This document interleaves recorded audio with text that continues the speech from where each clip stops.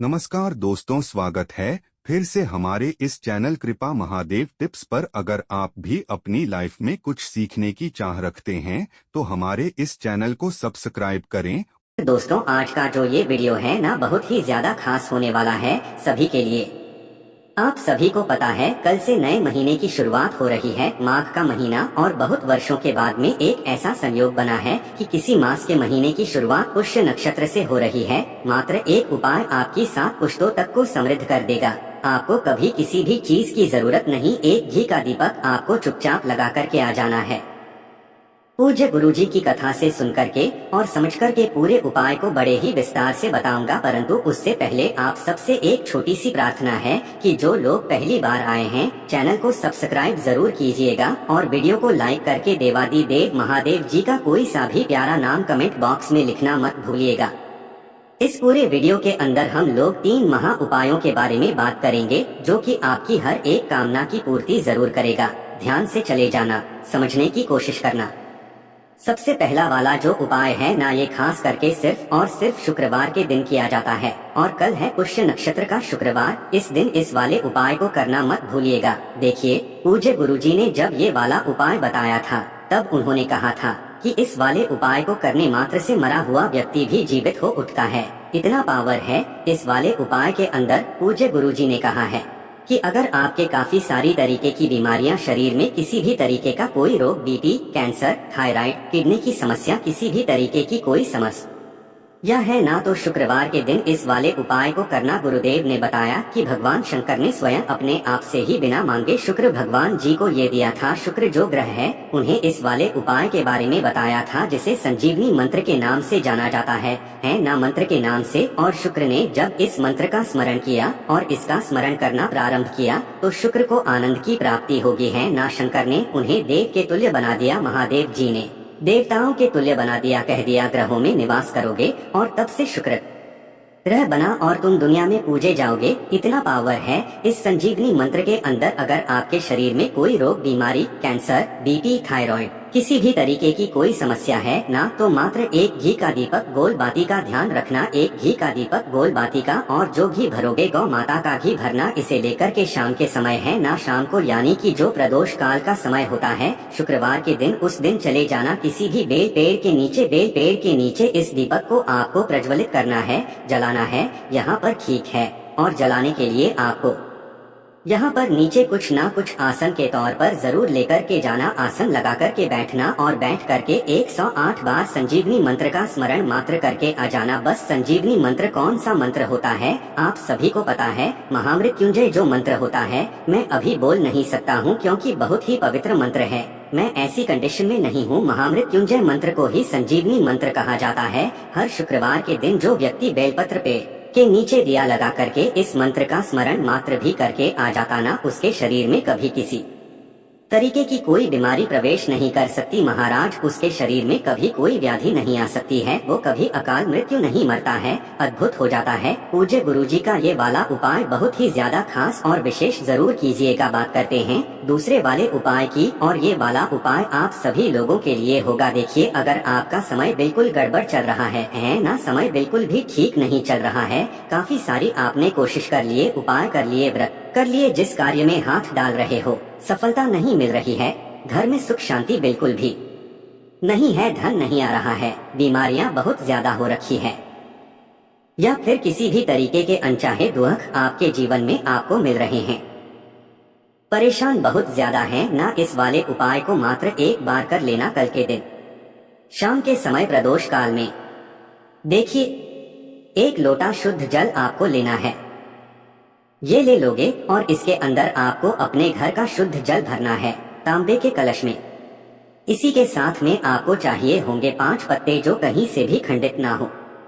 तो पीपल के पत्तों को आपको शाम को नहीं तोड़ना है, सुबह ही आपको शुद्ध करके पीपल के पत्ते ले आना है, धो कर के रख देना है, ठीक है। इसी के साथ में आपको चाहिए होगी 1 हल्दी की गांठ, ठीक है। हल्दी की गांठ कुछ इस तरीके से पिसी हुई हल्दी नहीं लेनी है, हल्दी की गांठ लेनी है सिर्फ 1, ठीक है। और 1 चुटकी लेने हैं काले तिल। क्या लेने हैं? 1 चुटकी आपको लेने हैं काले तिल। इन सभी को आपको इसी वाले के अंदर डाल देना है। क्रम ध्यान दीजिएगा, सबसे पहले आपको पीपल के पत्ते डालने हैं, उसके बाद में एक हल्दी की गांठ डालनी है और उसके पश्चात आपको एक चुटकी जो काले तिल लिए हैं वो आपको डालने हैं। प्रदोष काल में शाम के समय पहुंच जाना देव आदि देव महादेव जी के मंदिर शिवलिंग के पास में उत्तर दिशा नॉर्थ डायरेक्शन की तरफ मुंह करके खड़े हो जाना। जो पूजा अर्चना करनी है पहले कर लेना। इस पूरे के पूरे कलश को अपने दोनों हाथों में लेकर के श्री मंत्र का स्मरण करते हुए शिवलिंग पर समर्पित करना है। जब आप समर्पित कर देंगे, अगर उसके अंदर कुछ भी सामग्री बाकी रह जाती है उन सभी को निकाल करके शिवलिंग पर ऊपर की तरफ आपको समर्पित कर देना है। 2 मिनट यहाँ पर बैठ करके अपना नाम और गोत्र बोल करके महादेव जी से कामना करना। कामना करने के पश्चात एक पीपल का पत्ता यहाँ से उठाना और उस पर लगा हुआ जो पर चढ़ा हुआ जल है उसी जल से आपको क्या करना, इस पीपल के पत्ते को उठाना है और इस पर जो भी जल लगा हुआ है उससे अपने ऊपर 5 बार छींटे मार लेने हैं। 5 बार छींटे मार लेने हैं। हफ्ते में 1 दिन करना स्टार्ट कर दीजिए। आपके घर में सुख शांति समृद्धि बनने लगेगी, धन की आवक होगी, बीमारियां खत्म होगी, अनचाहे दुख जो मिल रहे हैं वो खत्म हो जाएंगे। और अगर आपका समय बिल्कुल ही गड़बड़ चल रहा है, कष्ट खत्म होने का नाम नहीं ले रहे हैं ना, एक बार करके देखिएगा। मेरा बाबा आपको कितना देता है बताइएगा जरूर। बात कर लेते हैं तीसरे वाले उपाय की। देखिए ये जो तीसरा वाला उपाय है ना, ये होगा आपके धन संपदा वैभव को बढ़ाने के लिए। इससे सुंदर उपाय शुक्रवार के दिन सिर्फ के दिन किया जाता है, किसी और दिन नहीं किया जाता। धन संपदा वैभव और परिवार का मान सम्मान में वृद्धि करने के लिए इस वाले उपाय को किया जाता है। ध्यान से सुनिएगा, आपको ये उपाय करना कैसे है। आपको सबसे पहले एक कलश लेना है, कुछ इस तरीके से स्टील का, ठीक है। इसके अंदर 2 से 4 चम्मच, अगर ज्यादा ना हो तो गौ माता का दूध आपको डालना है, ठीक है। कौन सा दूध डालोगे? कच्चा दूध जिसे गर्म नहीं किया गया हो। और बाकी का पूरा किससे भर लोगे? अपने जल से। तो पहला तो काम आपको ये कलश तैयार करना है। दूसरा आपको लेनी होगी दूर्वा, ठीक है। दूर्वा की कोई संख्या फिक्स गुरु जी ने नहीं बताई है, आपको थोड़ी सी दूर्वा लेनी है। एक दूर्वा एक्स्ट्रा लेना है और उसी दूर्वा से आपको इन्हें सबको बांध देना है, एक गट्ठर बना देना है।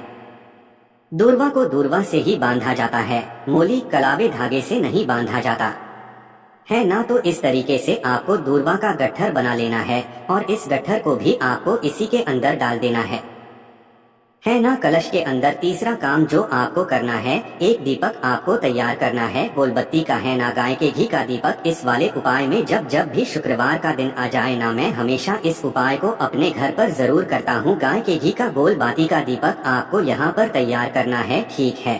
और आपको लेने होंगे थोड़े से चावल, ठीक है। अब इन चावल को लेने का क्रम पूज्य गुरुजी ने कहा है कि जब भी आप चावल ले, एक चुटकी चावल लेने हैं और आपके इसमें अगर थोड़ी सी केसर है ना, तो केसर को पानी में गला करके जो लाल कलर का रंग होगा उसी के अंदर आपको इन चावल को डाल देना है, जिसकी वजह से ये केसर बन जाएंगे, थोड़े से पीले केसर वाले चावल बन जाएंगे, कुछ इस तरीके से, ठीक है।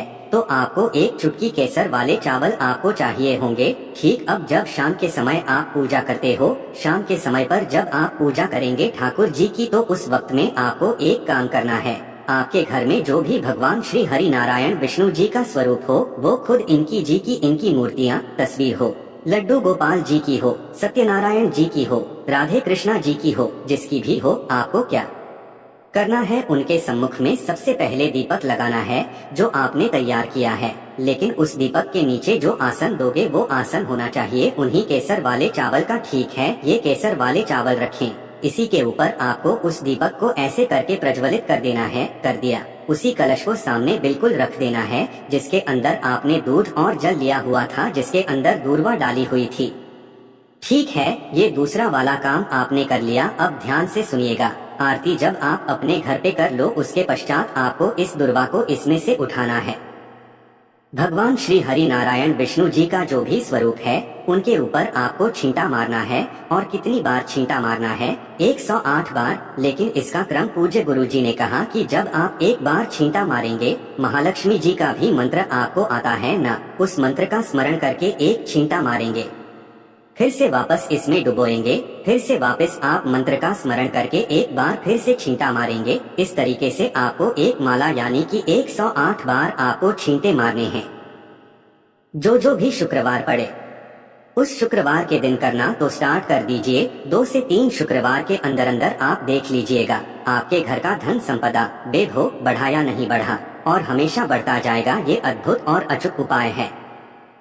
पूज्य गुरु जी ने जैसा अपनी कथाओं में बताया, वेशाचा भाषा में आपको बताने का संपूर्ण प्रयास किया। वीडियो पसंद आए तो लाइक जरूर करना, साथ ही साथ चैनल को सब्सक्राइब जरूर कीजिएगा। श्री शिवाय नमस्तुभ्यं, हर हर महादेव।